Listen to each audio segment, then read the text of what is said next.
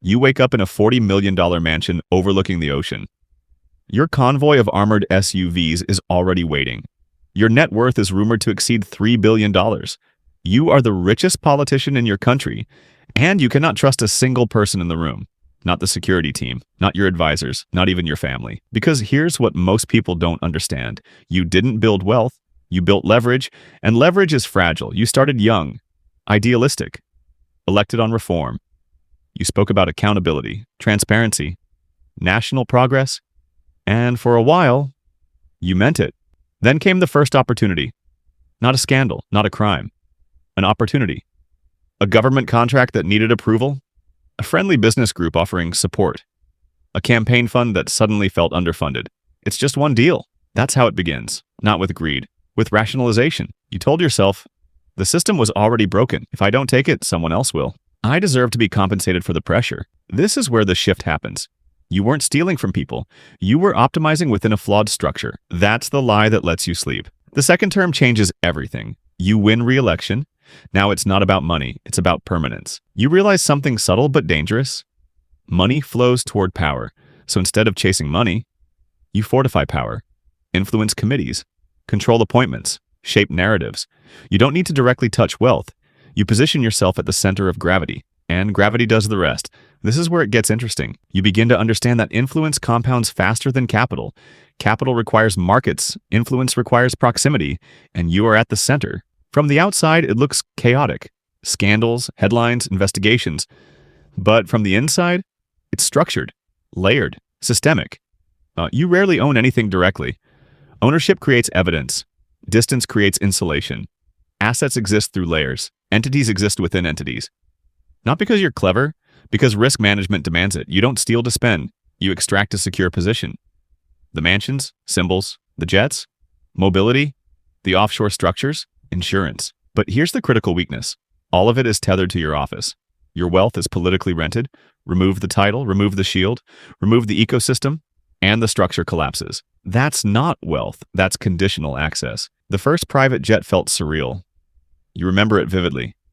The silence of altitude, the deference of staff, the way people suddenly treated you differently. But 5 years later, it's transportation. Security convoys become routine.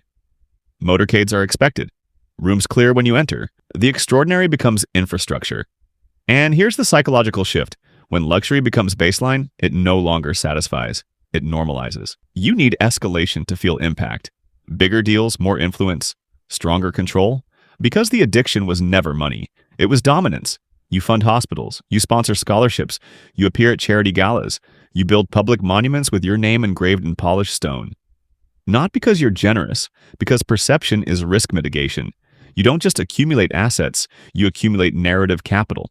Media softens around philanthropy. Criticism feels political. Opponents look jealous. You understand something most don't. Reputation is leverage, and leverage suppresses threat.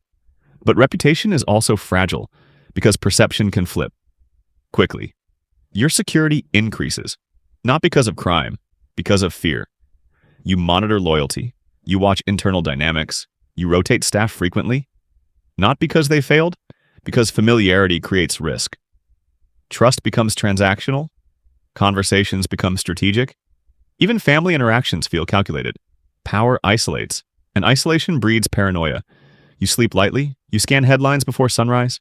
You don't fear poverty. You fear exposure. You didn't invent the system.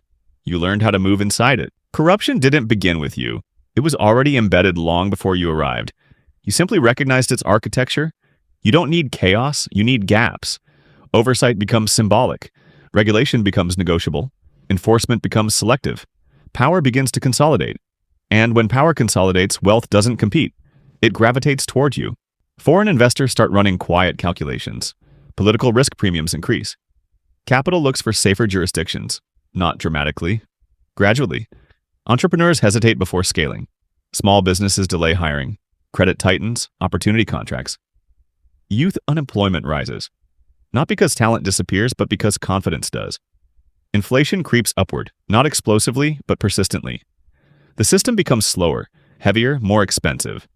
But from your mansion, the economy appears functional. Markets still open, headlines still spin, GDP still prints numbers. Because you exist above the friction, you are insulated from it. But friction doesn't vanish. It accumulates beneath the surface. Pressure builds quietly, and fragility spreads through the foundation long before the walls crack. It doesn't start dramatically. It starts quietly. A journalist connects patterns. A leaked document circulates. A foreign agency opens inquiry. You dismiss it initially. You've survived worse, but this time is different. Because power shifts. Political alliances soften. Your approval ratings dip. International headlines multiply. And here's the structural truth. Corrupt wealth survives on immunity. Once immunity weakens, velocity increases. Accounts freeze. Allies distance. Phones go unanswered. Silence becomes loud. You always believed you were indispensable, but power doesn't disappear. It transfers. And once it transfers, protection transfers with it. You begin contingency planning. Legal advisors reposition. Travel routes adjust. Exit strategies activate. Not because you're guilty, because you're pragmatic. You board a private jet before sunrise. No farewell speech, no televised address, no national anthem. Just departure. You land in a jurisdiction that values capital more than character. Technically, you are free. Financially, you are secure. But politically, you are untouchable in the wrong way. No country publicly claims you. No institution honors you. No legacy statue stands. You watch the news about yourself from a distance. Commentators debate your downfall. Former allies reinvent history. You live in comfort, but without belonging. Your wealth survives. Your relevance doesn't. This is golden exile. Security without sovereignty. Luxury without legitimacy. And here's the most unsettling part. You don't feel guilt. You feel misunderstood. You rationalize, I built infrastructure. I strengthened the economy. They're just political opponents. You tell yourself, everyone at that level operates the same way. Because here's the psychological core. You don't measure morality against citizens. You measure it against peers. And compared to them, you feel justified. So, if given the same circumstances again, you would make the same choices. Not because you're evil, because you believe power demands it. And that belief is what made you dangerous. Now step back. Strip the story of drama. What actually happened? You built power-based wealth. Power-based wealth requires position, requires protection, requires silence, requires control. It is highly profitable and highly fragile because it depends on conditions. Remove conditions. Remove wealth. Compare that to asset-based wealth. Asset-based wealth depends on value creation, survives political cycles, compounds without secrecy, doesn't require motorcades. One demands defense, the other demands patience. One isolates, the other scales. One creates paranoia, the other creates optionality. This video was never about corruption. It was about fragility. The richest corrupt politician in the world is still vulnerable because control is temporary. Institutions shift, governments rotate, alliances dissolve. Power is rented. Assets built on value, they're owned. You wake up in a mansion, but you don't own peace. You own exposure. You sit on billions, but you don't control permanence. You built leverage, not freedom. And that's the difference most people miss. If this perspective shifted how you think about wealth, power, and fragility, subscribe. Because we're not here to admire money. We're here to understand it. And real wealth? It doesn't need protection from elections. It survives them.